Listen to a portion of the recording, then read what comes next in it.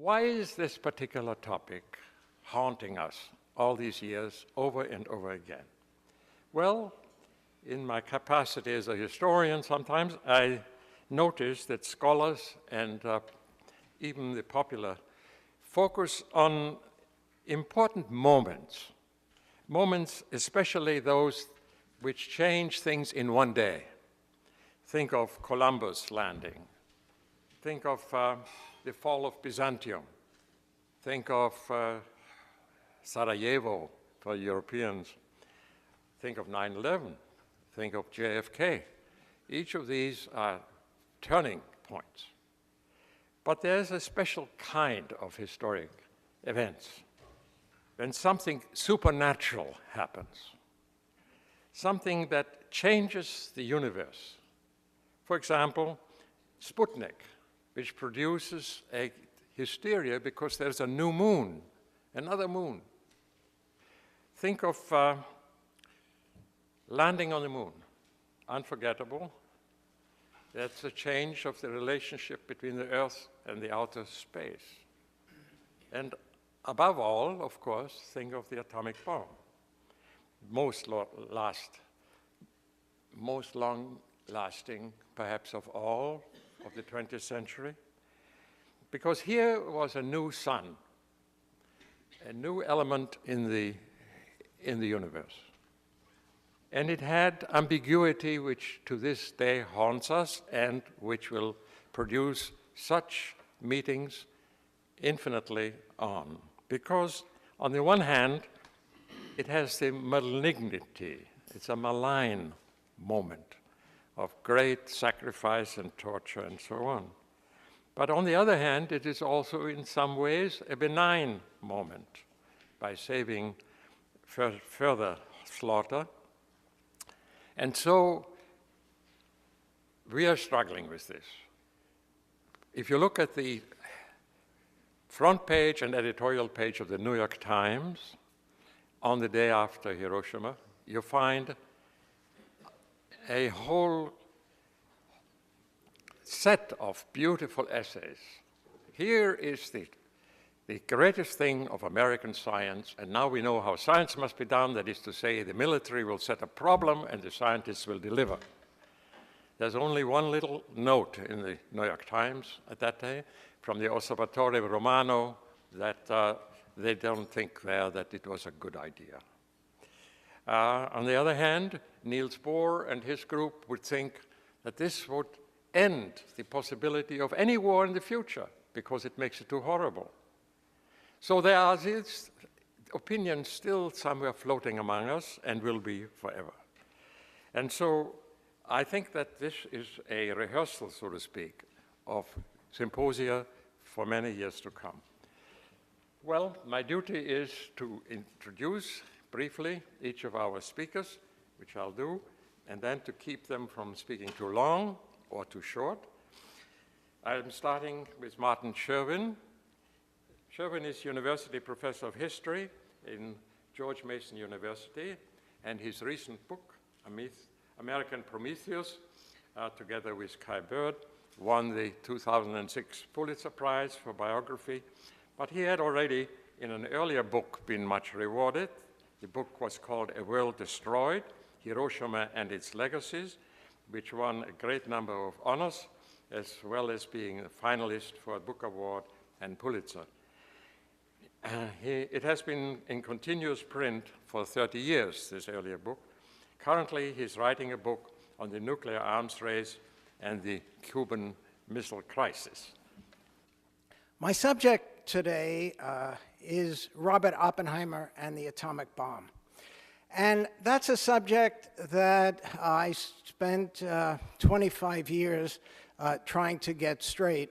And of course, if I manage to do it in 20 minutes, the obvious question is, why did it take you 25 years? So I will immediately tell you I'm not telling you everything. Everything I know or everything that Kai and I have written. What I would like to do is pick out some of the what I consider the most important issues in explaining Oppenheimer's role in not only the building of the atomic bomb, but the decision to use it and his reactions to its use afterwards, and the remainder of his public life, which lasted until 1954, and you know that was the time when he was hauled before the AEC Security Board, and his security clearance was removed, and he was essentially silenced and drummed out of political life. Well, who was Robert Oppenheimer? Oppenheimer's life can really be divided for our purposes into two parts. The private, evolving life of Robert Oppenheimer, and then the life of Robert Oppenheimer when he became part of the government in secrecy through the Manhattan Project, and then the public Robert Oppenheimer that emerged from the war afterwards. I think the most important thing that I can say about his early life, briefly, is that his education was begun at the Ethical Culture School here in New York. The creed of that school at the time was deed, not creed. It was an education designed to make sure that those people who had the opportunity to be exposed to those wonderful teachers and that marvelous curriculum contributed to making the world a better place. And deep down inside, that core of ethical understanding was important to understanding Robert Oppenheimer's reaction after the war to the decision to use the atomic bomb, I believe. The next thing I think we want to know about Robert Oppenheimer before he becomes the director of Los Alamos is that he had a very, very difficult time growing up. He reached maturity later than most of his peers. He did not make friends when he was young easily. His life was the life of the mind. He was brilliant from the get-go. And that difficulty in socialization became a very important part of the Robert Oppenheimer that we're interested in with respect to the atomic bomb. Because Robert's relationship with other people was a learned relationship. He was fully conscious of how he had to behave in order to be appreciated by his peers, by those who he had to impress or wanted to impress, and by others. And I just want to tell you one story. After a very disastrous period of time that he spent, after graduating from Harvard University in 3 years, he went to Cambridge University, worked as an experimental physicist. It was an utter disaster. His fingers and his brain simply did not communicate appropriately. He was almost expelled from the university.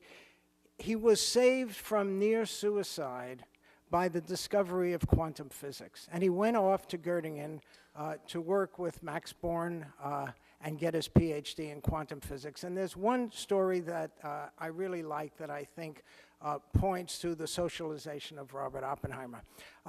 He was so excited about this new field that he found and how wonderful and excellent he was in that field that in his first seminar at Göttingen, he just couldn't keep quiet. He would constantly correct his fellow students.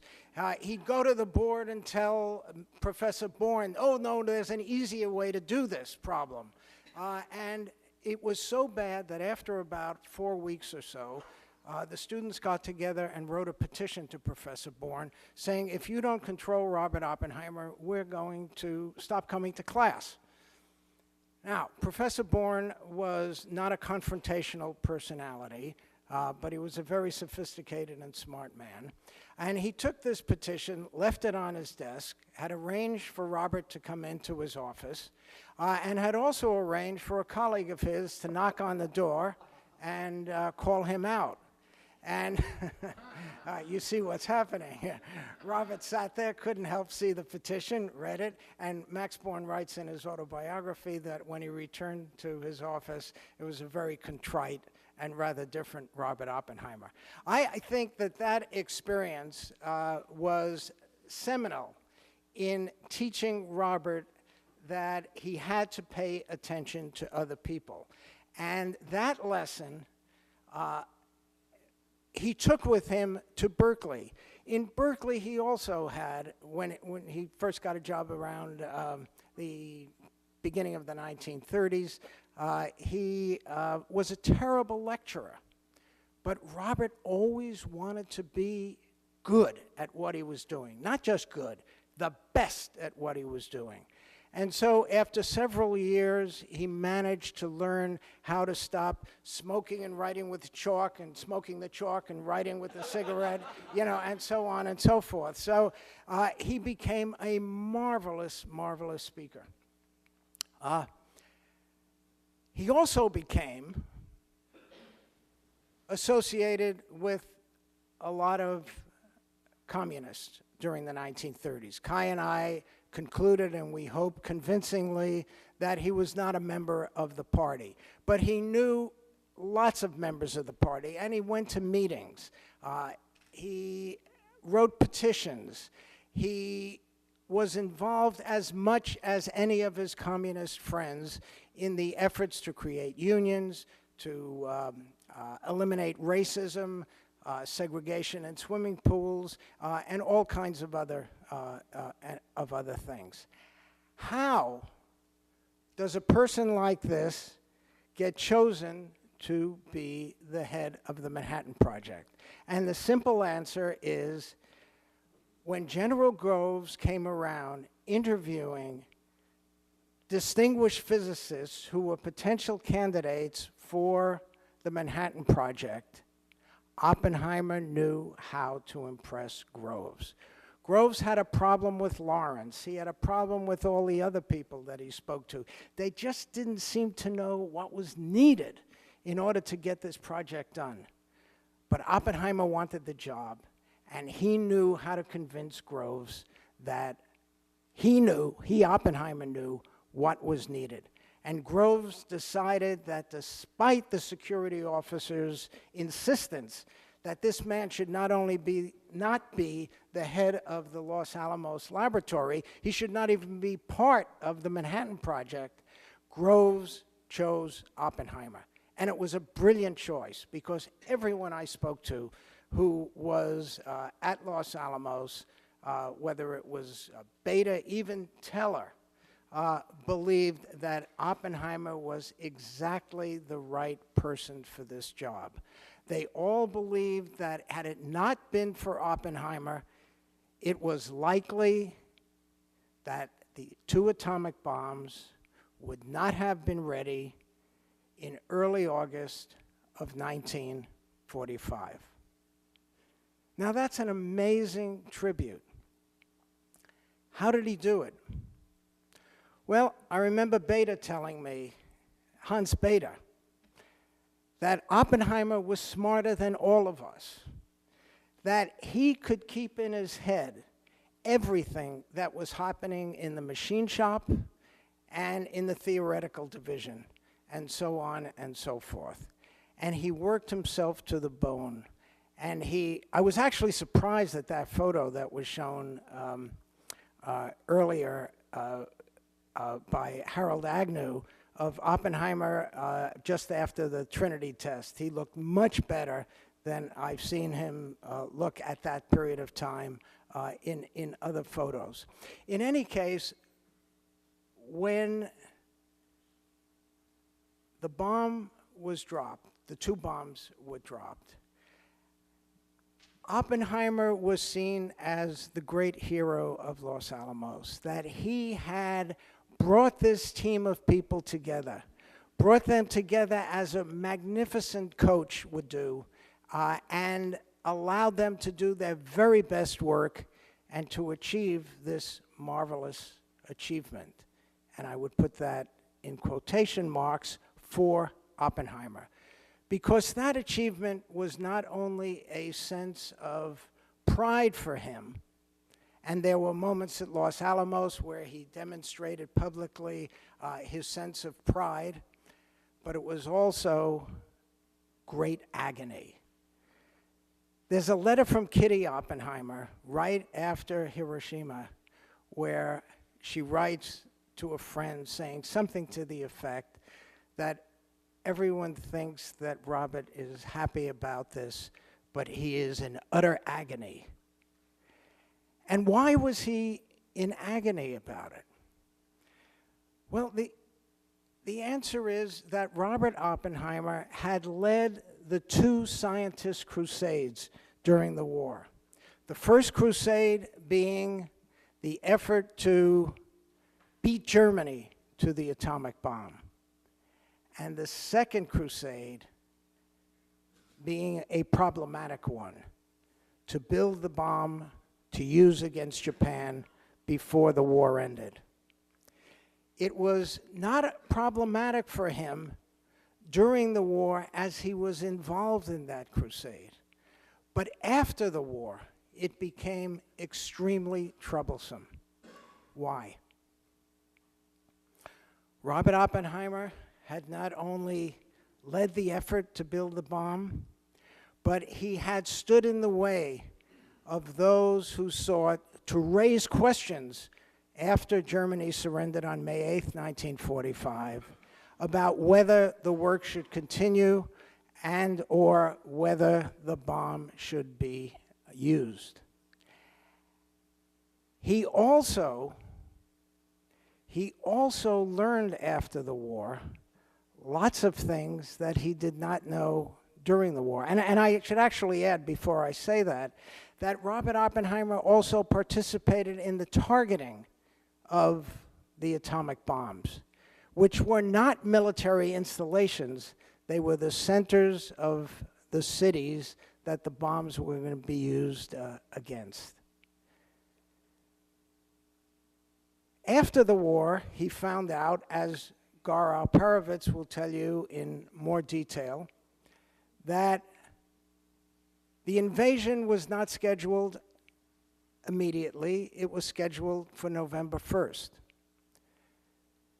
That the Japanese, the United States government knew, because we had broken the Japanese diplomatic code, the Japanese had been trying to surrender at least since June 1945, the main obstacle being the doctrine of unconditional surrender, which suggested to the Japanese and gave the military, which of course never wanted to surrender, the excuse that we could not surrender as long as the emperor's life is in jeopardy. He also found out after the war that the Russians had committed themselves to come in no later than August of 1945. And there were other things. And so he came to believe that, in fact,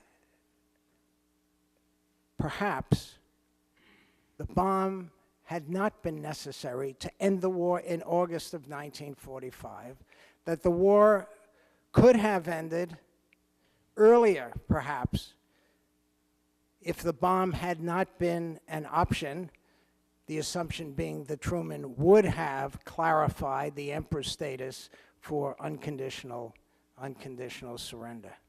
So this troubled him deeply, and from 1945, and of course I have to summarize a huge amount right now, from 1945 until 1953, he worked diligently to try and corral, I would say, nuclear weapons. In 1946, he promoted the idea of the international control of atomic energy. In 1949, he voted against, along with the other members of the General Advisory Committee to the Atomic Energy Commission, of which he was the chair. He voted against building the hydrogen bomb. All of this eventually led to his downfall, because after the Korean War broke out in June of 1950, there was very little tolerance for anyone, and especially anyone who was effective, and anyone who was vulnerable because of his behavior and activities in the 1930s related to communism and fellow traveling. There was very little tolerance in the Eisenhower administration for someone who took those views.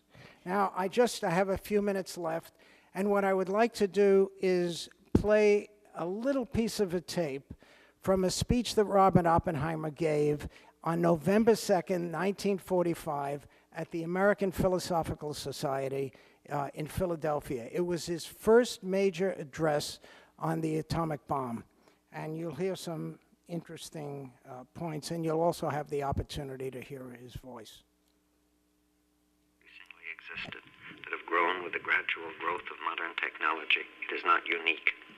As a further matter requiring international consideration, like all other matters that so require it, it is not unique, but is a vast threat, and a new one, to all the peoples of the earth by its novelty, its terror, its strangely Promethean quality. It has become, in the eyes of many of us, a unique opportunity. It has proven most difficult to make those changes in the relations between nations and peoples, those concurrent and mutually dependent changes in law, in spirit, in customs, and in conception. They are all essential. No one of them is absolutely prior to the others that should make an end to war. It has not only been difficult, it has proven impossible.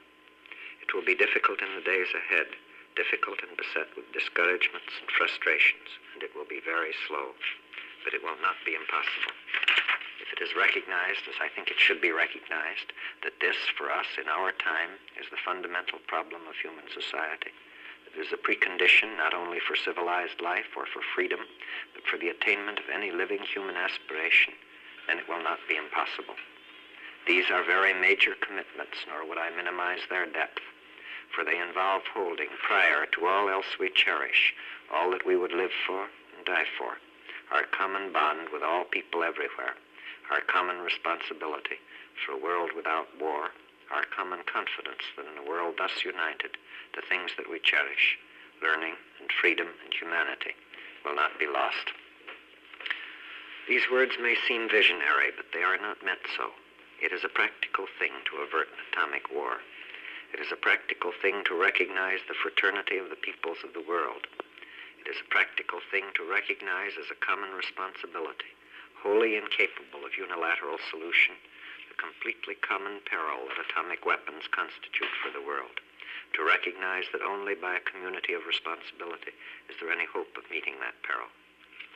It could be an eminently practical thing to attempt to develop those arrangements and that spirit of confidence between peoples that are needed for the control of atomic weapons. That's the Oppenheimer that Dr. Atomic is about.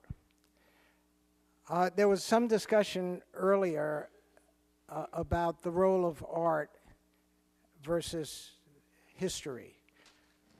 It seems to me that what John Adams and originally Peter Sellers were trying to do was to go behind the historical Oppenheimer and understand what is it about his experience and what we know about him that can speak to us and can bring to us a sense, even in this very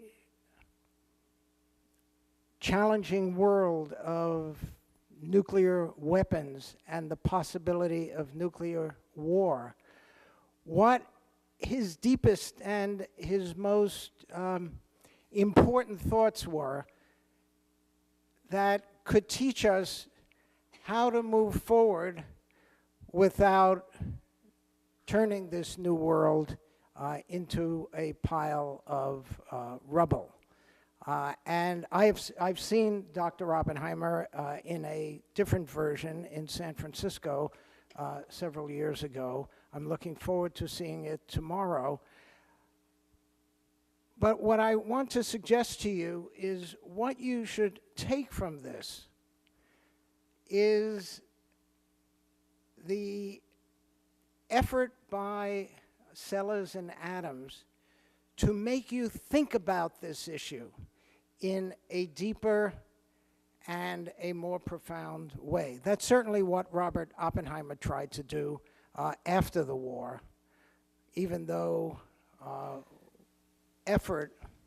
other members of the project during the war were trying to bring did not have the same kind of thoughtful. Thank you, Martin. Your long researches evidently have filled your whole being with both knowledge and compassion and passion for the various aspects, including the problem that the opera has, as all these many plays about our scientists, you know, Galileo Brecht, who worked through it 3 different times, depending on his shift in ideology, or Dürrenmatt, the physicist, and on and on.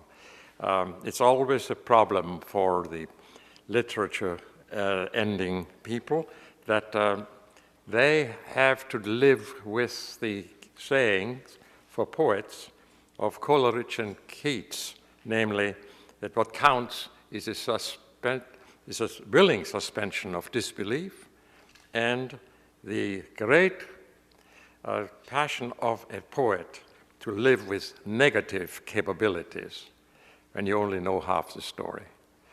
Well, we have for now Harry Lustig, who is going to be talking about us. He is a nuclear physicist, and he's also a historian of science. He was born in Vienna. He had to flee from persecution by the Nazis and came to the United States in 1939. He did interact with several of the participants of the war, although he was not himself in the Manhattan Project. He came to know Hans Bethe, Victor Weisskopf, Robert Wilson, and others.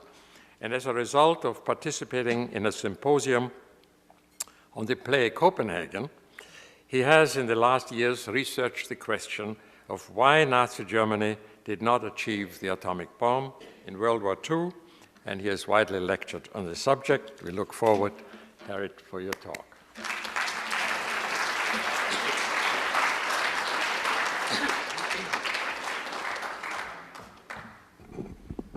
Thank you very much, Jerry. I did come to history physics late in life, and I tried to model myself after Gerald Holton with no success whatsoever, of course.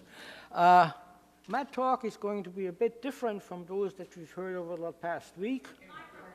My talk is going to be a bit different from the ones that we've heard over the last week, whereas the other distinguished speakers reviewed or summarized aspects of their marvelous books on the subject they spoke about. I'm going to talk about something which I'm still working on and hasn't yet been published.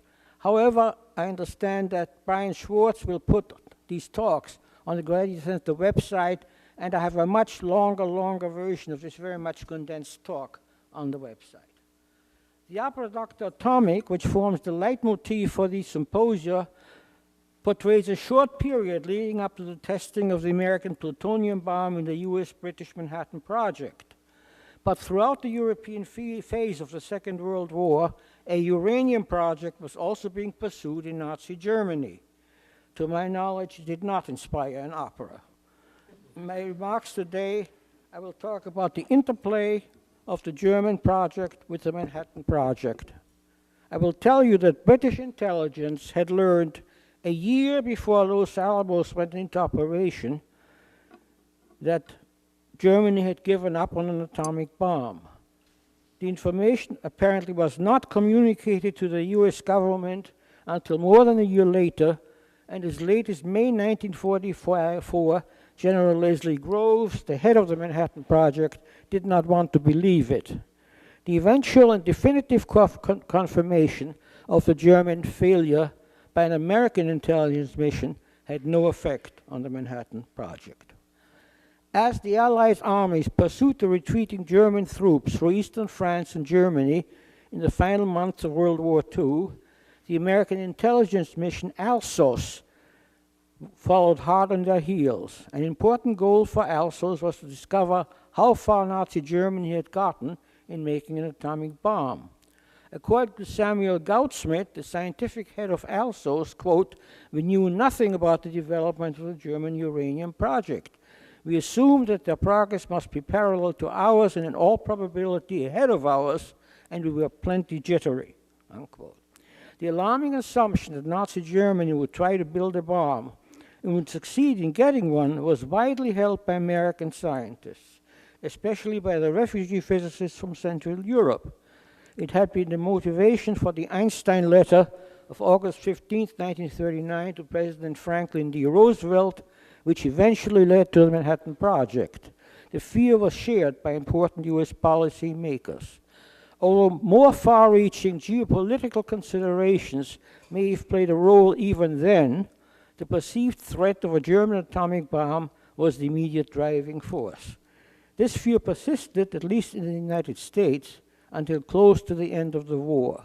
In the event, as Goudsmit discovered in 1945, the Germans had not made any headway of any consequence in building a bomb, and any prospects for doing so had disappeared by June 1942. I promised to tell you why Germany never got the atomic bomb, but it turns out that I won't have time to do so. Much has been written about it, and there will be 6 or 7 pages in the article that's going to be on the web. Whatever the reasons were for the failure, there's convincing evidence that the British, if not the United States government, or at least its intelligence service, knew about the lack of German progress and the vanished prospect for a bomb long before ALSOS. This was impressively asserted in the 1986 book, The Griffin, by the American physicist Arnold Kramish. According to Kramish, during the war, the British Secret Intelligence Service MI6, also referred to as SIS, had a spy in Germany who transmitted scientific and military information to it. It was Dr. Paul Rosbaud, R-O-S-B-A-U-D, a trained physical chemist who is a senior editor at the leading scientific publishing house Springer Verlag, knew and had access to important scientists in German universities, in research institutes, and in industry. The Griffin was MI6's code name for Paul Rosbaud. Rosbaud had a Jewish wife whom he managed to send to England together with their daughter just before the outbreak of the war. Rosbaud himself stayed on in Germany. He was a passionate anti-Nazi who made little secret of his aversion to the Hitler regime, but was nevertheless able to carry on his profession and maintain his contacts. He was a friend to decent Germans, such as Max von Laue, but he was also on civil terms with others who did not behave nearly as well. Among his good deeds, he helped Lise Meitner's escape to Holland in 1938. Rosbaud's reports to British intelligence revealed the plans for various new weapons and the progress as well as the setbacks the Germans experienced in getting them. Rosbaud's first contribution to the Allied cause was to arrange, as soon as Otto Hahn and Fritz Strassmann finished their paper reporting the unexpected production of barium in the bombardment of uranium by neutrons, to have it published in the next issue of the Springer journal Naturwissenschaften. This necessitated pulling another paper that was already in proof. Kramish contends that Rosbaud's motivation was to alert the world community of physicists to the potential consequences of the large amount of energy released in fission, at least as soon as the Nazi planners knew. When fission was discovered, British intelligence had no scientific officer and was not in the least interested in esoteric subjects such as nuclear fissions. But a number of British scientists were, among them John Cockcroft. Rosbaud traveled to England to solicit manuscripts for Springer journals, and on March 10, 1939, he gave Cockcroft a masterly summary of the experimental and theoretical results that had been obtained in Germany. Sometime in the 1930s, Rosbaud had made the acquaintance of Francis Foley, whom MI6 has posted in the British legation in Berlin to gather intelligence. His cover was that of passport control officer. After the Nazis came to power in 1933, Foley became more and more involved with the cover activities of his office, much to the annoyance of some of his SIS officers in London, for the deeply compassionate Foley began to spend more and more time helping Jews to leave the Third Reich by issuing them visas for Britain and British-administered Palestine, often in disregard or defiance of regulation. Foley served as Roosevelt contact with SIS in Berlin and also from Oslo, where he was sent at the outbreak of the war. During his lifetime, Frank Foley received no public recognition whatever. Even after his death, and to this day, the British government has not revealed that he worked for MI6, much less described or acknowledged his contributions to intelligence. After his death in 1958, recognition did come from Israel, Germany, and finally in 2004 in Britain, but exclusively for his extraordinary humanitarian work in saving thousands of Jews from persecution in the Third Reich. It is a dubious tribute to Britain's successful dedication to revealing nothing about the work of MI6 that one might be led to think that Foley's intelligence assignment in Berlin was a cover for his job as passport officer rather than the other way around. One of Roosevelt's contributions was an account of his revealing visit to Peenemünde, where Werner von Braun was designing the V-2 rockets. His most important contribution was his report of the June 4th, 1942 meeting of Werner Heisenberg with Nazi officials, a meeting at which the chances for a Nazi atomic project vanished for good. Roosevelt was exfiltrated to England after the war and lived there until his death in 1963. He was extremely reticent about his wartime activities, and he apparently destroyed all his papers. Kramish's book is a tour de force. Almost all official information about Roosevelt's intelligence work was classified when Kramish researched his book and remains so today. He therefore had to conduct his painstaking research. He states that he consulted approximately 500 people and over 100 archival sources in unorthodox ways and felt obliged to protect his informants. Much of what Kramish reports of Roosevelt's spying activities is therefore vaguely documented and some not at all. However, there is reliable and convincing information from other sources that Roosevelt did indeed transmit critically important information about the demise of efforts to build a bomb. The first reference to Roosevelt in print is by Sam Goudsmit. The two met during the Alsos mission and remained friends until Roosevelt's death. Goudsmit lauds him in his 1947 book Alsos as a decent and conscientious German who was a courageous anti-Nazi and who tried to keep in contact with Allied colleagues via neutral countries.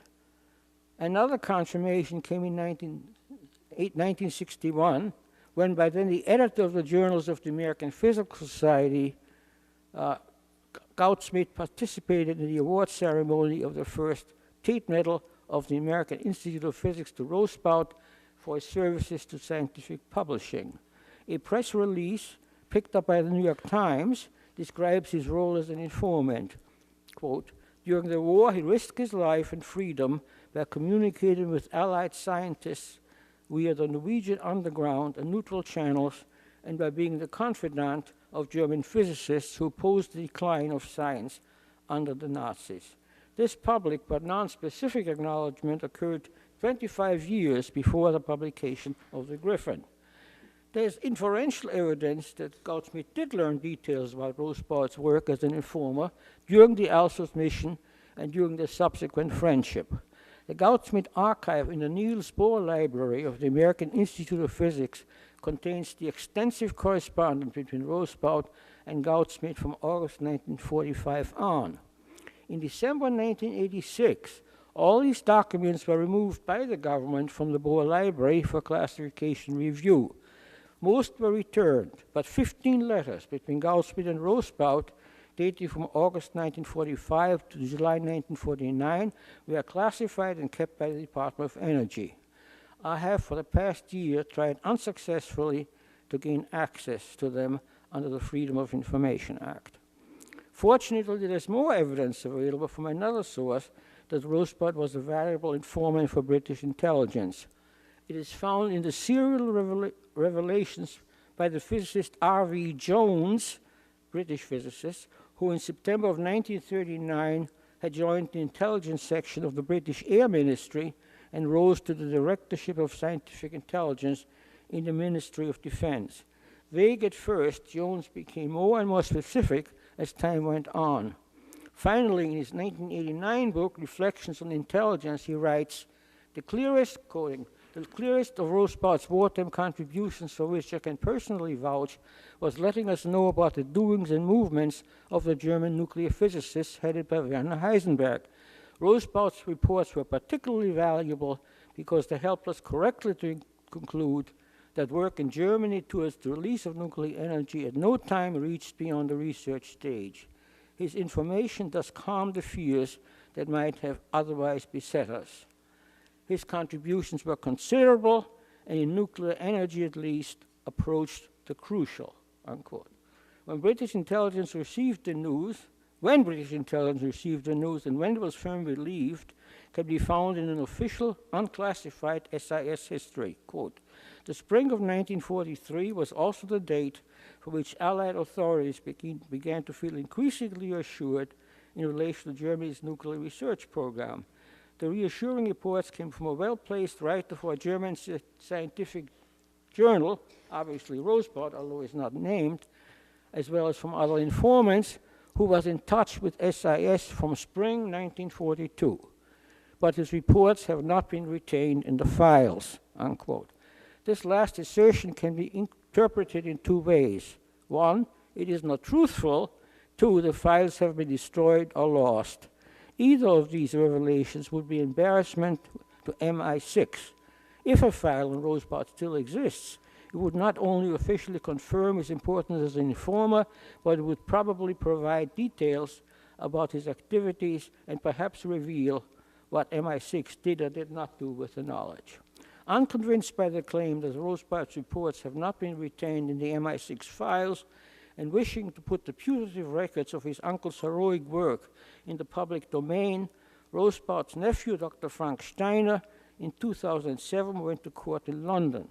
He was represented by Cherry Booth, QC, the wife of British Prime Minister Tony Blair. Mrs. Booth argued that the family had a right to the knowledge and that more than 60 years after the war, the material cannot be properly withheld.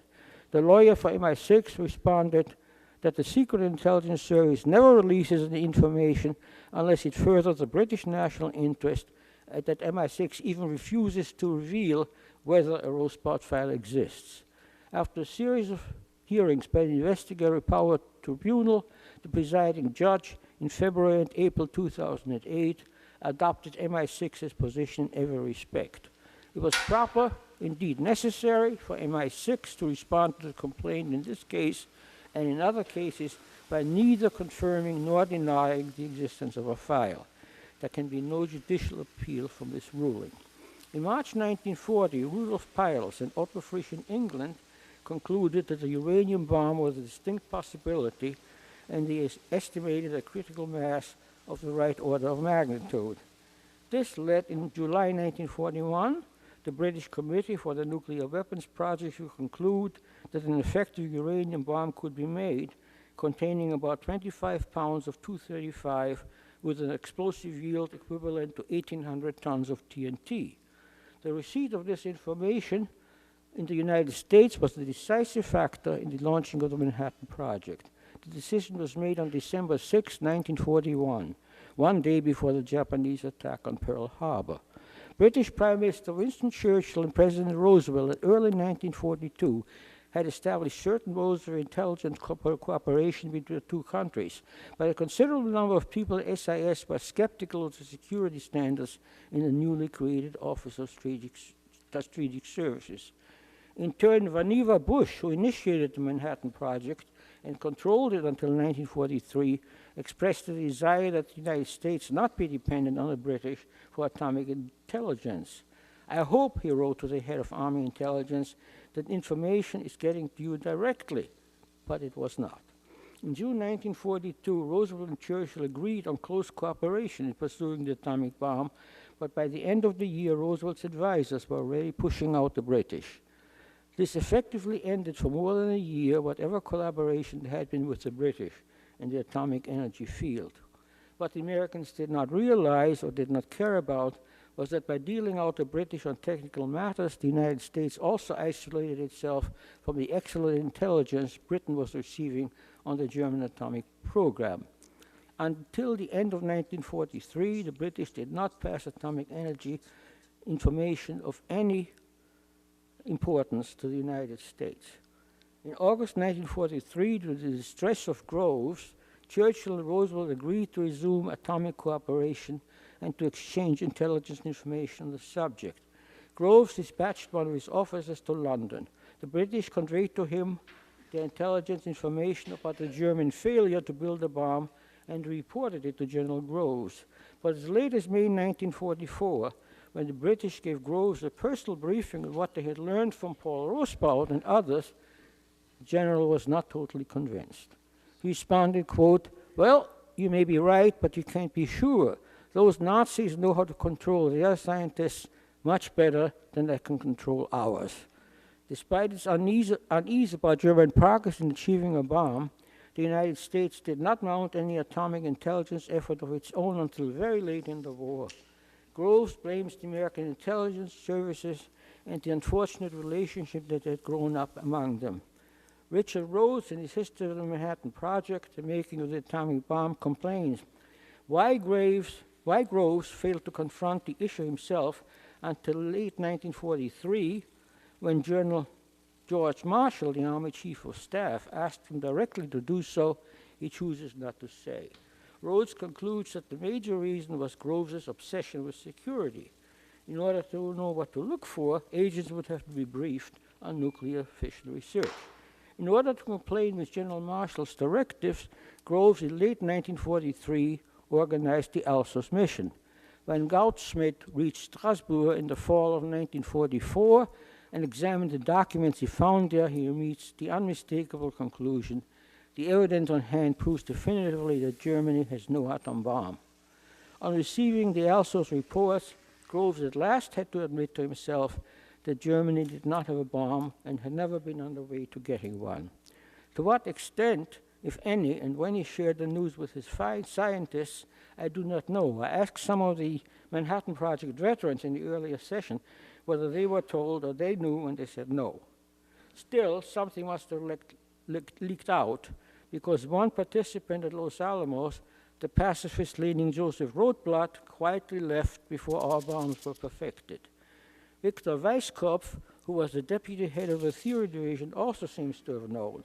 In a March 29, 1985 interview on the CBS Evening News with Dan Rather, he reiterates that we were, of course, very much worried about the fact fission was discovered in Germany. The Germany had excellent scientists, and there was a clear and present danger if this process could be used for a bomb, unquote.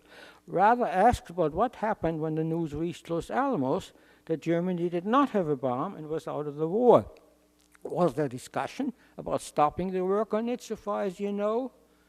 Weisskopf responded, no. Very interestingly, there were a lot of discussions about other things, but not that question. The main reason probably is this human situation. You don't run away in the midst of it, you just don't. Scientists, as well as the American military civilian leaders would have been had they learned about the German failure from British intelligence in 1942 or 1943, when the Manhattan Project was in its infancy. It probably would not have mattered, because American leaders early on saw getting an atomic bomb not so much as insurance against the German bomb, but as a strategic weapon to be used or be available against any future enemies, as well as a huge geopolitical asset. The work to build the gadget continued unabated after Germany's surrender. The successful test of the plutonium bomb took place at Alamogordo on July 16, 1945. The uranium bomb was dropped on Hiroshima on August 6th. The plutonium bomb was exploded over Nagasaki on August 9th. Thank you. The next person I am privileged to introduce is Gar Alperovitz. He is a leading figure in scholarly research on the atomic bomb for more than 4 decades. His 1965 book, Atomic Diplomacy, Hiroshima and Potsdam, opened a worldwide debate on political and foreign policy considerations related to the decision to use the weapon. And his 1995 book, The Decision to Use the Atomic Bomb, is regarded as one of the most comprehensive studies both of the decision and how officials portrayed it to the public. Alperovitz has served as policy advisor in both houses of US Congress. He is currently a Lionel Bauman Professor of Political Economy and a principal of the Democracy Collaborative at the University of Maryland. And I'm very happy to introduce him to you. Please come.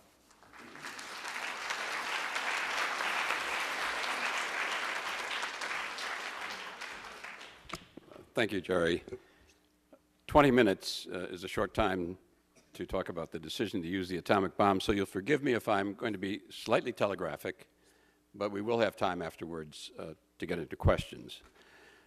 One way to begin is to say that virtually every serious historian who's studied this issue of the academic, both those who agree and disagree on certain very controversial points, now would, I think, agree that the use of the atomic bomb in retrospect was not necessary to prevent an invasion of Japan, that the war would have ended before an invasion could begin, even if the atomic bomb had not been used. So the range runs from Barton Bernstein to Richard Frank, who are on different ends of this pole, with many others who agree with this judgment afterwards.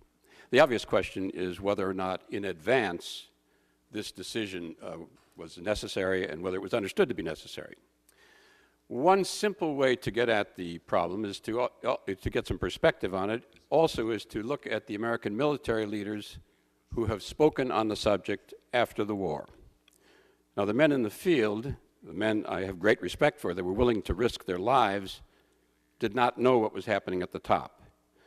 But we have on record after the war virtually every major admiral, general, who knew what was going on and who spoke to the subject, and many, many of them did. Every one of them, with one exception we can come back to, agreed and criticized the decision and agreed the war would have ended well before an invasion and loss of life.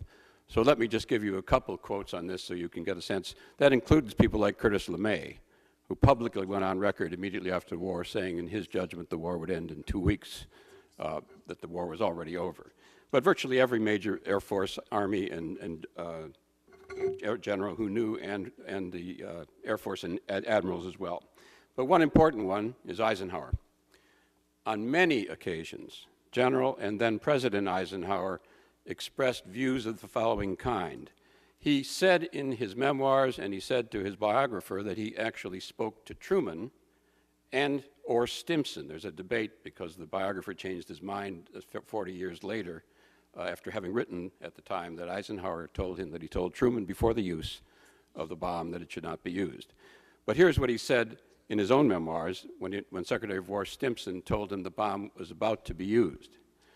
During his recitation of the relevant facts, I had been conscious of a feeling of depression, and so I voiced to him my grave misgivings, first on the basis of my belief that Japan was already defeated and that dropping the atomic bomb was completely unnecessary, and secondly, because I thought that our country should avoid shocking world opinion by the use of a weapon whose employment was, I thought, no longer mandatory as a measure to save American lives. In an interview in 1963, it put it much more bluntly. It wasn't necessary to hit them with that awful thing, Eisenhower.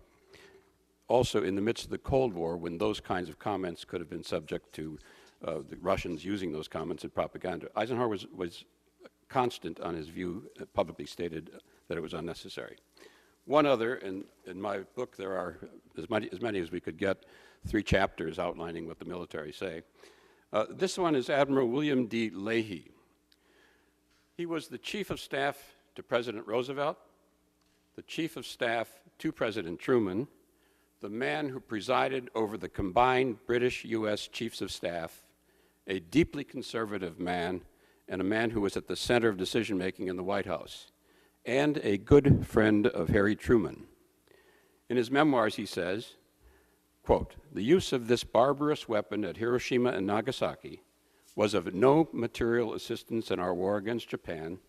The Japanese were already defeated and ready to surrender. In being the first to use it, we adopted an ethical standard common to the barbarians of the Dark Ages. I was not taught to make war in that fashion, and wars cannot be won by destroying women and children." It's Admiral Leahy, as I said. And it's easy to find many, many other statements of this kind of those who are on record and who knew what was going on. So that's a matter just to give you perspective on what I think most historians now understand in retrospect and what we know about the military, at least as they commented publicly after the war.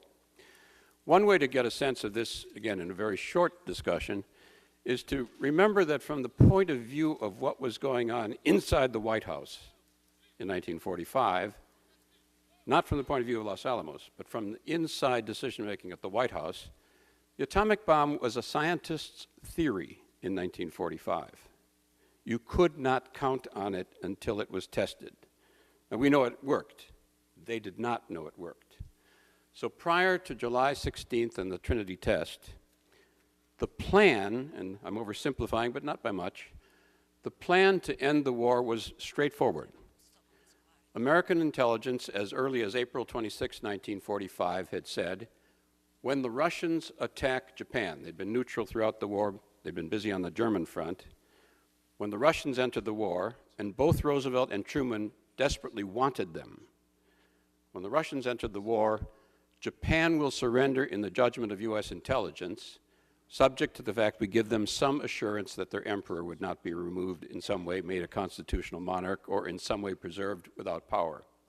That's in April 1945. U.S. policy, with the bomb as a theory, was to attempt to make sure that the Russians kept their promise made at Yalta that they would enter the war 3 months after the ending of the German war. May 8th, June, July, August 8th. Hold that date. When the bomb, so that was the plan, and they believed on the basis of U.S. intelligence that that would happen. A poignant moment that is dramatic in this respect. At the Potsdam Conference, the U.S. chiefs of staff, not able to convince the key people around President Truman, begged the British chiefs of staff to go to Churchill to tell Truman to change the terms, because when the Russians came in, the war would end. Their intelligence and joint intelligence confirmed again in 1945. We did not change the terms. In fact, in the Potsdam Proclamation issued at that time, paragraph 12, which would have given those assurances and had been so drafted so as to give assurances, was taken out, meaning that it was fully understood the war would continue so long as their emperor, a god figure in Japanese culture, was possibly threatened. But in any case, the way to get at the story is to understand that that was the plan, and the Joint Chiefs and the British chiefs and U.S. intelligence believed it was highly likely to end the war before an invasion could begin. A couple dates are important. The first step of an invasion on the island, not the main invasion could not occur till 1946, the spring of 1946. The first landing could not occur until November 1st, as Marty has mentioned, on the island of Kyushu. The bomb was used on August 6th. There were fully 3 months, just short of 3 months, between the time the bomb was used and the possible landing on Kyushu. There were also statements of various kinds with General Marshall in an earlier period making the same judgment. So I think it is now beyond dispute that American officials understood it was extremely likely, no one could be certain, that the atomic bomb, that the Russian attack, plus a change of terms, would likely have ended the war shortly after the bomb was used, and almost certainly before the November invasion that's 3 months away. Footnote, of course, the bomb could have been used if it didn't work. There was still plenty of time well before an invasion. So the puzzling question, I think, to many historians, and again, we're going much too short in time here to do the whole story in detail. I think my book is out there with lots of footnotes and 700 pages of this. The question that I think is truly in dispute is why did this sequence happen? Why was the bomb used? Given what I've just suggested to you as in broad strokes as what was the knowledge inside the White House. Well, there are a couple pieces of this that are important to understand. Note that the terms were not changed. And why? Because they waited for the atomic bomb. Many people within the government had urged that the terms be changed early in the summer of 1945. The Washington Post and many newspapers were saying that in 1945. The Republican leadership in the Congress and the Republican former President Hoover went privately to Truman, said change the terms so the war can end. They postponed that on, and Marty has noted this and Secretary Stimson, possibly by postponing it in order to wait for the atomic bomb, more lives were lost because of the decision than were saved. So that's a very interesting historical question involved in all of this. But the bottom line question is, why did they do this, and what happened, and how did the decision-making occur within the White House? First thing to note is that the scientists had nothing whatsoever to say about it. They were played with and kept away by a tactic using the Interim Committee Scientific Panel. And although there were several petitions, there was a petition, there was a Frank report, there was another poll, from within the White House and from within the military, the scientists were simply kept off. And to a degree, the role of Oppenheimer was to buffer them and make sure that they had no significant input into the decision. I think that's a short way of saying that the usual bureaucracy controlled the decision. But within the White House, there are many, many signs, and here we get into much more disputed territory. There are many signs that what was really going on was something totally different from the Japanese War by the summer of 1945. Now, you need to know that there are very few records on this. The two men who made the decisions were very much like George Bush and Dick Cheney, very, very close, secretive people. The key man was the Secretary of State, James F. Burns, who was extremely secretive. He is a Cheney-like figure, except he was extremely charming publicly, unlike Cheney. But his role, I mean, there are wonderful stories about him because he discovered, there's a little footnote, he discovered after the war that one of his assistants had been keeping a diary, quoting things that were going on.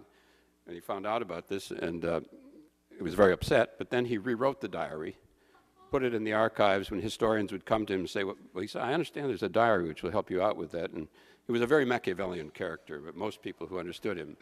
But he was a very shrewd insider. And what we know about the decision-making process between two men who were close friends, he had been Truman's mentor in the Senate, what we know, to the extent we know it, and the records are piecemeal, is one, that U.S. policy saw the atomic bomb as extremely important as a diplomatic weapon vis-a-vis the Soviet Union, even more than the Japanese at this point, because the war could be ended by another method. So that even though U.S. policy had worked desperately to bring the Russians in, until July 16, when the test was successful and was no longer a theory, after July 16th, U.S. policy shifted and they used diplomatic tactics to try to stall the Russians from coming in. A complex story that's been investigated by many historians, but the change is dramatic on July 16th.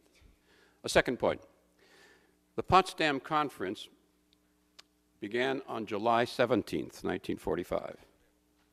The Trinity Test was July 16th, 1945. The Potsdam Conference was the first and only meeting between Truman and Stalin. There is overwhelming evidence that Truman understood that he wanted to know whether he had the atomic bomb before meeting Stalin, not simply because of the Japanese war, because, as he said in one place, it'll be a hammer on those boys. Leo Szilard, one of the key scientists, got to see Burns. We have Bill Lanouette here, who's written a wonderful book on Szilard. He got to see Burns in May in 1945, and according to Zilard's report, twice reported, Burns was quite clear that he understood that the bomb may not be necessary to end the war, but it was necessary, quote, to make the Russians more manageable in Europe. The Potsdam Conference was settling Europe, and it was extremely important to the people who were making those decisions, including many other signs that Burns saw the bomb as a hammer on those boys, as a pistol on his hip, various metaphors for using this as a club.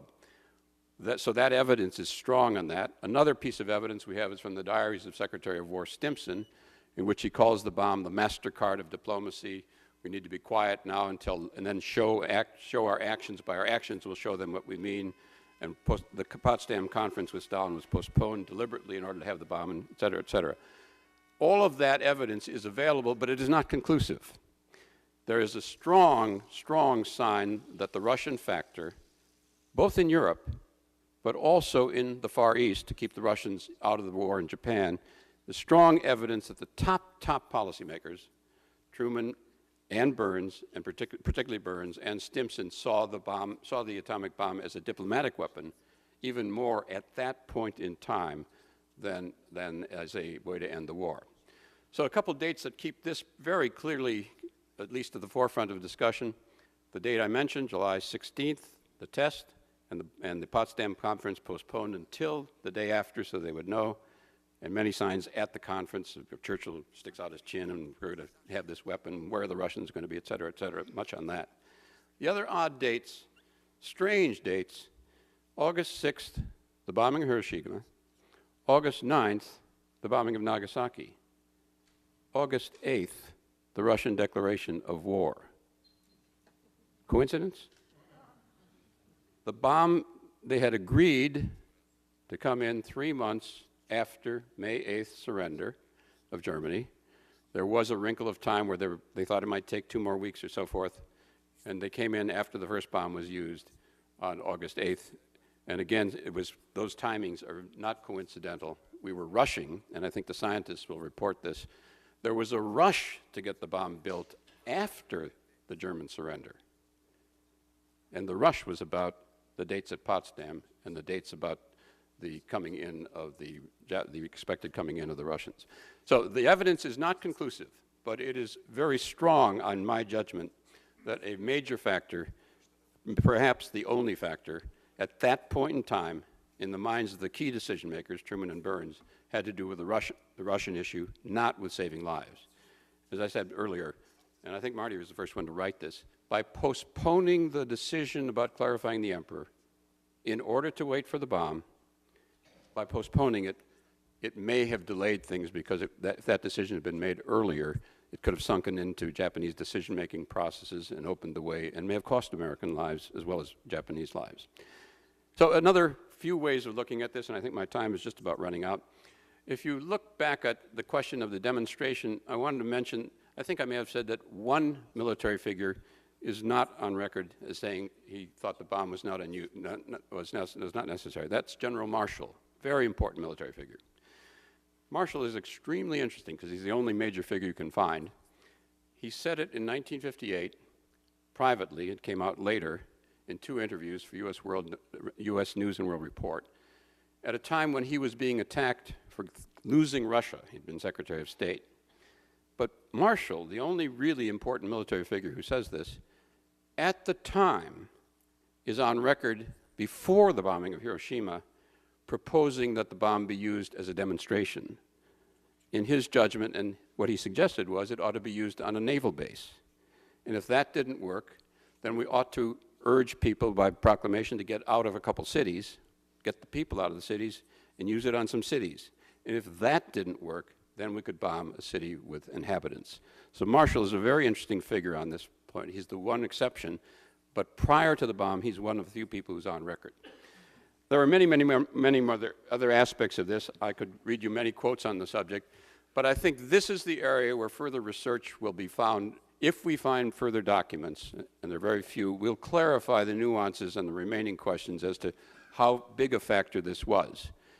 One last point before I sit down. I mentioned that in the proclamation that was issued at Potsdam, which removed the assurances that had been put into the proclamation by the Secretary of War and the Secretary of State, and the Secretary of War told Truman in his judgment on July 2 that this would end the war in his judgment. Secretary of War Stimson, the conservative Republican Secretary of War in the Democratic administration on July 2nd, said this would end the war in his judgment, in his recommendation. We note that that paragraph came out. This is the nasty question about the decision to use the atomic bomb. Also at the top of the proclamation, in its initial drafts, the Soviet Union would have been one of the people warning Japan to surrender from Potsdam if the bomb hadn't worked. That passage was taken out, weakening the threat because the major Russian factor was out. And secondly, the key factor, paragraph 12, which would have given assurances. That was taken away. I mentioned earlier, it's indisputable now that James F. Burns, the Cheney figure, was key in deciding and urging Truman and probably controlling Truman in his memoirs and in his diaries at the time. Truman has some doubts about whether or not his Secretary of State is a particularly honest and careful man. But in any case, it's quite clear that Burns' hand is seen there. So the nasty question is, and remains, and it is a question, whether or not that was deliberately taken out in order that the Japanese could not surrender early. Now that's unknown now, but he certainly took it out with knowledge that many people felt Japan would surrender if those assurances were given. Still wild cards, still many questions left, but I think indisputably now most historians believe that almost certainly the war would have ended when the Russians came in with the assurances that were given for the Japanese emperor. Thank you. Mind, but keep your questions short so that we have a lot of them. This is about Oppenheimer. The Lewis Strauss affair. Lewis Strauss was the acting Secretary of Commerce for Eisenhower. Earlier, he was Atomic Energy Commissioner, and he was rejected by the Senate to become, he was Jewish also, to become the Secretary of Commerce. Eisenhower said it was the worst decision they made since Andrew Johnson, and the reason given was his behavior in the Oppenheimer affair. Apparently, he was anti-Oppenheimer. Do you know about that? Yes. Did I express it correctly? Is that the question? Do I know? Would you like me to comment? Okay. Actually, Lewis Strauss, along with, who was the chairman of the Atomic Energy Commission, starting in July of 1953, Lewis Strauss was behind there's no other way to say it, behind the conspiracy, along with J. Edgar Hoover, the director of the FBI, to destroy Oppenheimer. And to plug the book I wrote with Kai Bird, American Prometheus, which you can get out there at a discount, I hope. The last part of the book is the story of this incredible conspiracy where they falsified information, there was witness tampering, just about tapping the telephone of Oppenheimer's attorney so that the prosecutor for the AEC would know what Oppenheimer and his attorney are going to do at the next session, and so on and so forth. It was the worst kind of violation of not only government, or not only civil liberties, but of government rules. And there's a law firm, Arnold and Porter, in Washington, D.C., that had taken the case on to see if it actually could be overturned in effect. But they concluded that while they believed that it should be overturned, given the nature of the legal structure of these things, Oppenheimer's dead, and there was no way to show specific harm which the courts would demand, that is, to living persons. I was told that my function includes making short comments too. Please don't be frightened. I'll be using this very rarely.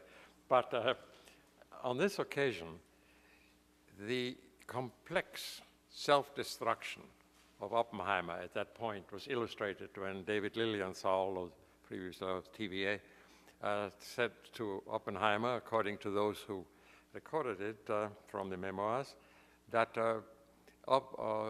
Lilienthal is said to have told Oppenheimer afterwards, "Why did you allow this? This was a self-destruction. You said to them, I lied," things like that, "I was an idiot." I would have thrown a chair at them. Well, the man who knew how to make an atomic bomb did not throw chairs. And so he was vulnerable. And this came out even in his letters as a student at Harvard, when he says in one of his letters to his revered high school teacher that he is having so much fun, he's making stench in several laboratories and so forth, and he's reading Greek, he's doing a little Sanskrit, etc., etc. And at the end of this, he said, "And I wish I were dead." There were these two souls, these 3, 4, 5 different souls within him that were struggling all the time, and hence his vulnerability. Next question. I'm confused. Yes. Most people seem to think that the bomb won the war. They take it as given. I believe that ends are more important than means, almost always. And the United States bombed 66 cities conventionally between March and August. The destruction of Hiroshima and Nagasaki was within the parameters of those conventional attacks, which were 4 to 5 kilotons of bombs, typically. Why is it that we should think that the bomb was decisive if the same event, essentially, had been going on all summer long? I think it's a reasonable question, and it comes up often. First, I should say, we Americans, and I include myself as a young kid growing up in Wisconsin, were taught to believe the atomic bomb ended the war and saved millions of lives. The modern Japanese research suggests that that's not true, that what American intelligence had thought all along, which was the shock of the Russian attack, would be much more important to the Japanese military. The Japanese military had been sacrificing civilian cities after civilian cities after civilian cities after civilian cities. But the Red Army was a direct threat to the Japanese military and to the throne and the Japanese kokotai, the environment of the empire. So it is not the case so far as we know that it is clear that the atomic bomb was the decisive factor. There's an important book on this. Japanese material has been very slow to come out.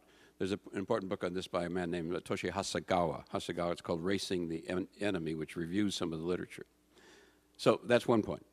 Secondly, I think people understood all along that the atomic bomb, though true that many people had been killed other than this, through conventional bombing, that it was changing the name of the game, that it was, in fact, as someone said in an earlier discussion, a major event in world history, something that would alter civilization potentially, and even further, and rather dramatically, because we now live in the time, several people understood, some of the scientists at the time, that the United States was the only nation protected by 2 oceans which was really threatened by the atomic bomb.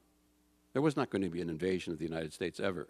So that somehow launching this new weapon in a way that tried to control it in advance, either through a demonstration or trying to work out something with the Russians, they might have an interest. It was a very important decision, even though the number of casualties, you're right, in city after city had been very large. I want to also make the point about that Marty made and sharpen the issue that Marty said this, but I think people don't quite realize it. The atomic bomb was used as a weapon of terror. It was a terror weapon. It was not a military weapon in the sense that it was not aimed at a military target.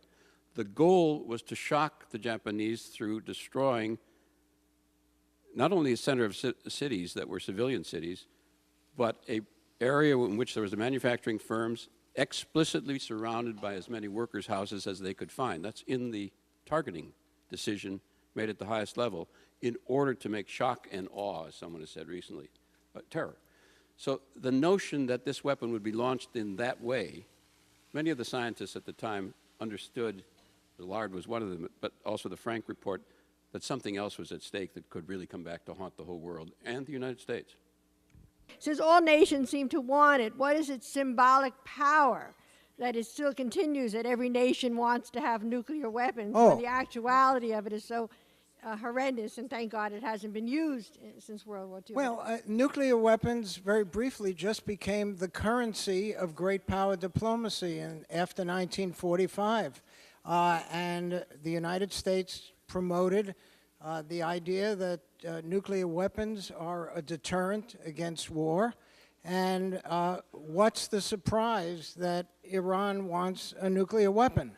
After all, Israel wanted one for that reason, and France wanted one, and Britain wanted one, and for a while South Africa had one. And it has become a symbol of a status that countries that feel threatened are seeking. And can we find any new symbols of power? But the question is, you know, is this a valid decision? Is it really good for you to have nuclear weapons as a country? Well, I think the countries that have gotten it believe that it is. But that's, what, 8 countries out of all the countries that can get nuclear weapons, and there are about 50 countries that could possibly have the technology and wherewithal to get nuclear weapons. So we're still, let's say, on the winning side of the curve, so to speak.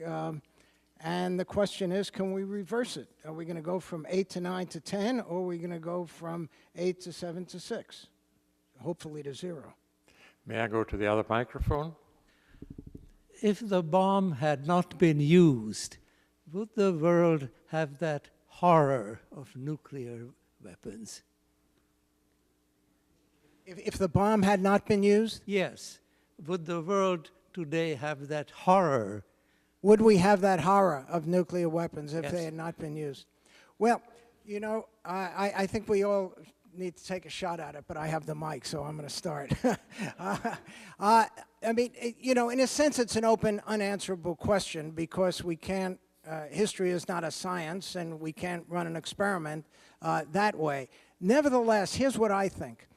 On April 25th, Secretary of War Henry Stimson went to Truman and gave him a memo. He had General Groves along, gave him a memo about the implications of nuclear weapons. And part of that memo says, this is a weapon that can save civilization or destroy it, depending on how we use it. Now, if Stimson's idea and understanding of that weapon had the effect that he wanted it to have, if the bomb had not been used, what would have happened? After the war, there would have been a congressional hearing. How do you spend $2 billion and all of this other energy and scientific talent and not use a weapon that was available before the war ended? And Stimson would have said, this is a different kind of weapon. It is a weapon that could save civilization or destroy it. We are not like the Nazis. We are not like the Japanese. We have our own values and so on and so forth. And if he had said that publicly as the explanation of why the United States had not used the bomb, I think the world would have been different and better. Now, that is an arguable proposition. I understand that, but it's my point of view. Let me just say that I agree with the broad strokes of what Marty had just said, but the point to note here is that the leadership role, and this goes to the question that was raised over here, of whether we can go down this proliferation scale and go from 9 to 8 to 7 to 6, the leadership role is this country. If we don't, that will continue, and it may happen now in what's happening with the American deal with India and expansion of their nuclear capacities. So the issue is, if it's American, it's us, whether or not we're able to take that decision-making. But Stimson was critical in this regard because he was part of this conservative understanding that if you tried to use this as a short-term stick against the Russians, because after the war, that's what it was all about, a threat, a diplomatic weapon, something powerful, this is a big stick, all those words were used. It's a short-term game. It probably won't work. It'll make them defensive. It'll make anybody defensive, and they'll get the bombs, too. The same situation is where we are now. And the conservatives that Marty listed, Sam Nunn, Kissinger, Secretary Shultz, these are leading conservatives, are beginning to recognize that you've got to turn the corner and abandon, it's not only proliferation, but abandon this idea that it helps. before you can take leadership going down. So I think that's the possibility that was available in 1945. I think it was understood and seen and rejected because they wanted to have the big stick and they thought they could keep ahead. And I think they were wrong. I have two questions. The first one is, at the Potsdam Conference, did the Russians reaffirm the date of the military attack against Japanese forces in the Far East? And the second question is, why did the U.S. drop 2 atomic bombs so soon, one after another, within 3 days? If you were really to see the result of the atomic bomb, dropping on Japan, a reasonable person would have waited at least 10 days to see, the reaction within Japan. But in this case, they dropped so quickly within 3 days, 2 bombs. And I suspect that one of the main reasons that the U.S. Dropped the second bomb on Japan was to see the scientific data of how the 2 different bombs worked. As you know, the one bomb was based on the plutonium, and the other bomb was based on the uranium. So do you agree with that reasoning in this case? Yes, the answer to that is yes, that there was no doubt in the American leadership that the Russians were coming in at that time, although they said the date had been expected 3 months after the end of the German war, which would have been August 8th, and they were informed it was likely to be August 15th, then it was shifted back. So there was no doubt about the Russians coming in. I don't think there's any dispute amongst historians about that. On the second question, and others, Marty may have a different view, there are different levels of argument about Nagasaki. Why was the bomb used? One is a theory that Groves certainly may have wanted to test both kinds. That's possible at that level. I think there's a meta context going on as well. From the point of view of the president, but above all Jimmy Burns, I think the context at that point, this is August 6th, 5th, 6th, 7th, 8th, at that highest level, they were looking at the Russians, and they were expecting the Russians to enter the war. And I don't think they had any interest in doing anything but getting as many bombs used as fast as they could to end the war as quickly as they could as the Red Army marched into Manchuria. That's the meta level. But there's another level, the technical level, which you may have different views. I want to ask you a question. Didn't we postpone the Potsdam Conference for as long as we could? No. Well, for quite a while in order to get the bomb ready first? Yes, or? yes, indeed.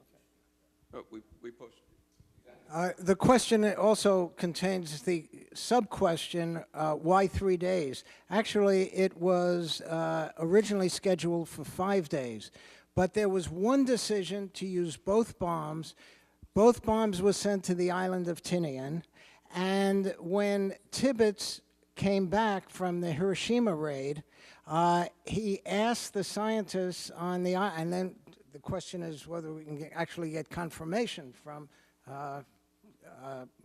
Harold Agnew, who was there, asked the scientists, in fact, this comes from a letter from Norman Ramsey to Oppenheimer, whether they could shorten it to 4 days because bad weather was coming in, and they were able to shorten it to 3 days. And that explains the 3-day period. Do you want to say something, Harold?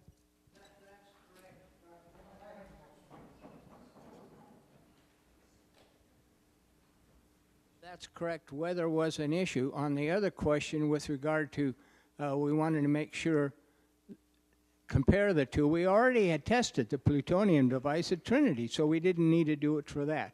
But the idea was to, because of the worry about weather, to get it done. That was no question.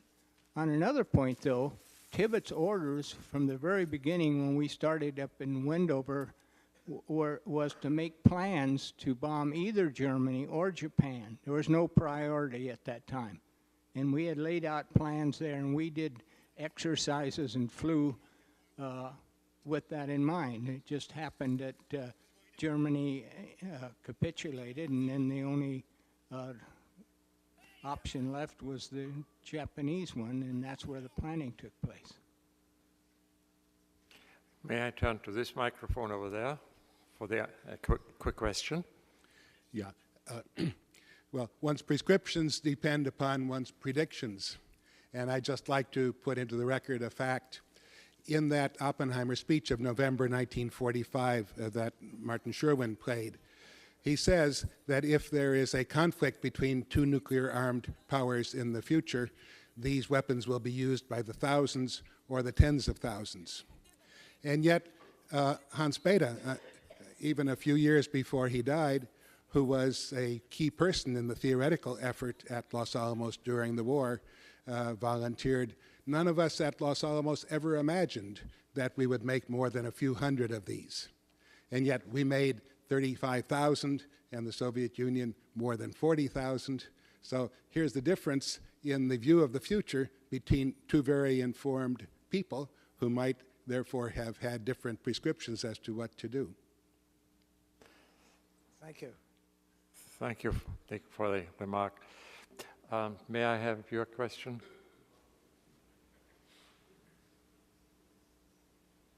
Those of us who were active during the period, during the Second World War, I'm sure all remember very clearly the enormous amount of racial hatred against the Japanese, which was stoked by the government and especially by the newspapers. I don't even want to repeat the kind of descriptions that were used. Of course, that was a matter of policy to get the public to work hard on the war.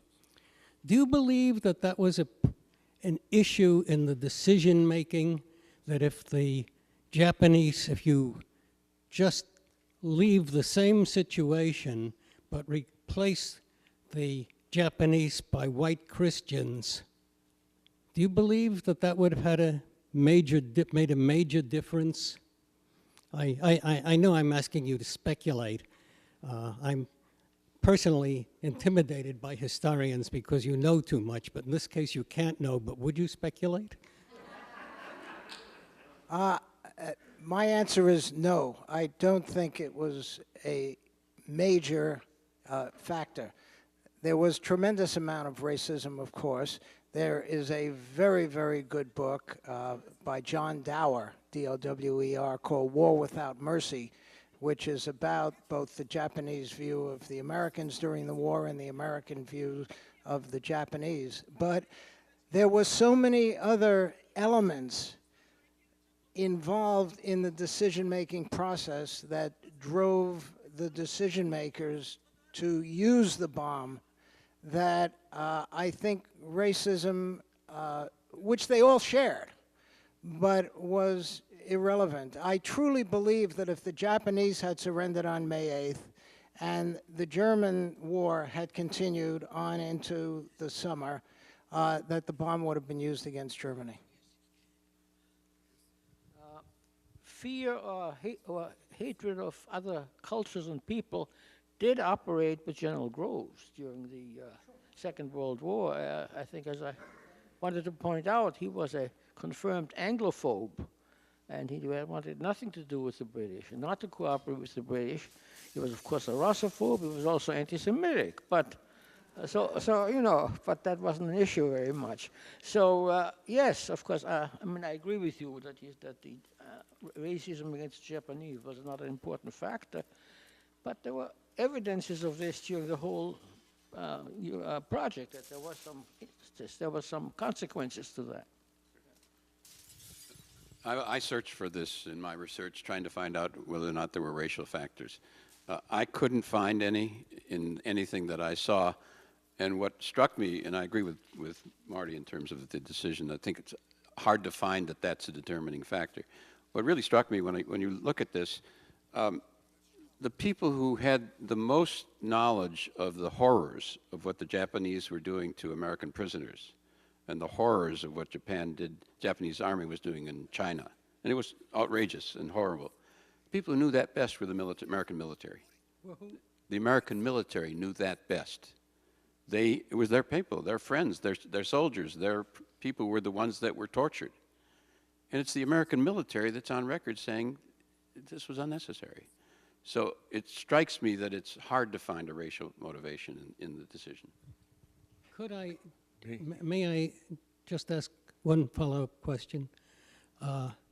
Suppose I back off a little and say, it's not that we did it because of racial hatred, but rather that we would have been more inhibited and thought more seriously about the horrors if it had been people like us. Would that change your answer? I think, would it have, I don't know how to answer that question, but I didn't find any evidence of racial motivation there, and I suspect, and I agree with Marty, I suspect that if the Germans were reversed, we probably would have used it there. Yeah. I just want to add, this is not to say that there was no racism, but was it a determining factor? Now, there is a book that argues that by Ron Takaki at Berkeley.